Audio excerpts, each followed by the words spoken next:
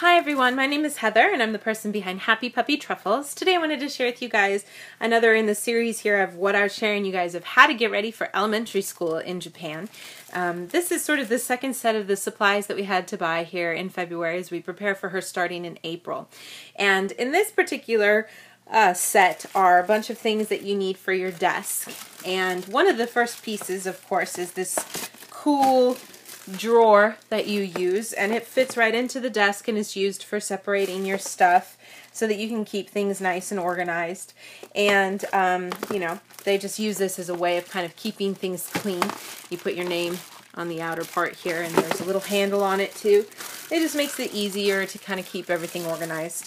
So that's one of the things you kind of have to buy from the school. You can't really get that at the store. They don't really sell that for you someplace else. But then there's this other kit here, which has all the regular supplies of the things you need. Let's see here. And these supplies are exactly the same as my other daughter's was, which was 5 years ago. It's kind of funny how they don't change.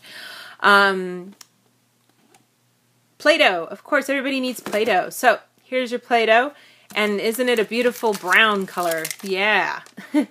So that's what everybody usually uses. So if you show up with like a light gray, everybody's going to look at you and be like, oh, you're weird. Why do you have light gray?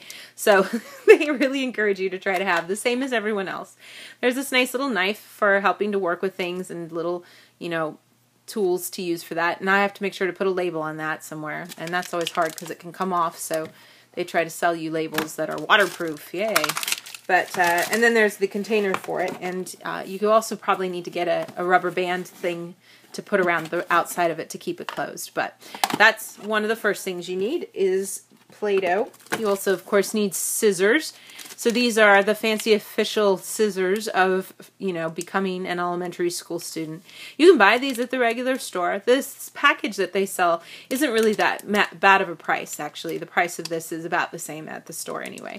So they have these. They're nice and easy on the hands and a good kind of safe without a super point. They're good for little kids.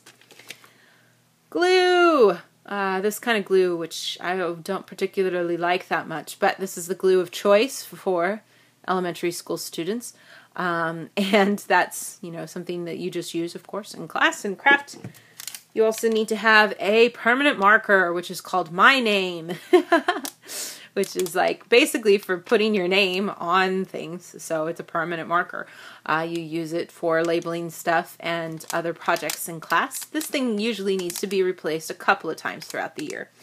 And then a nice little mat for projects.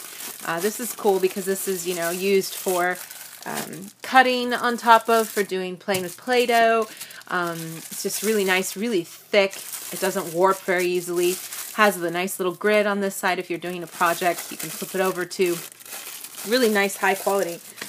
You know, definitely something everybody should have if you're doing any kinds of arts and crafts projects. So it's definitely a good deal. These supplies are good things to have, and then you can have them around the house later, actually. It's not such a bad deal.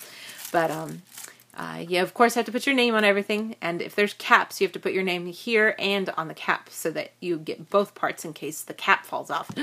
Everybody has to figure out whose cap it is. Kind of silly. But this whole set that I just showed you guys was about 2,000 yen. So that was one of the other things you needed. And for the whole day, the total cost is about $100, depending on if you bought all the pieces. This was definitely one that's kind of required and not so easily ignored. So, but I'll try to share with you guys the other part to this here in the days to come. Thanks again always so much for watching, and I'll see you guys next time. Bye!